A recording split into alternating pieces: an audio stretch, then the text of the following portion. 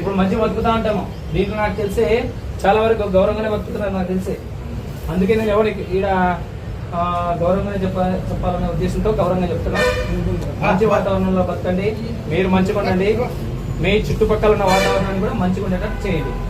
మీ ద్వారా ఏదైనా rowdy sheeter ద్వారా ఏదైనా ఒక చిన్న క్రైమ్ రిపోర్ట్ అయినా, మీ ద్వారా ఇండైరెక్ట్ ప్రొవోకేషన్ తో ఏదైనా జరిగినా రోడ్ల మీద నుండి మళ్ళీ అత్యంత కాదు కౌన్సిలింగ్.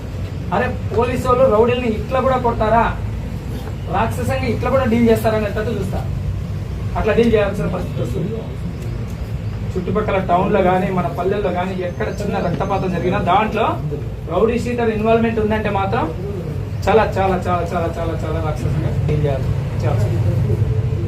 ఇంకా దానికి స్థాయికి మించి లాఠీ వాడాలనా లేకపోతే ఏంది పిస్టల్ వాడాలనా అనేది మీ చేతుల్లో.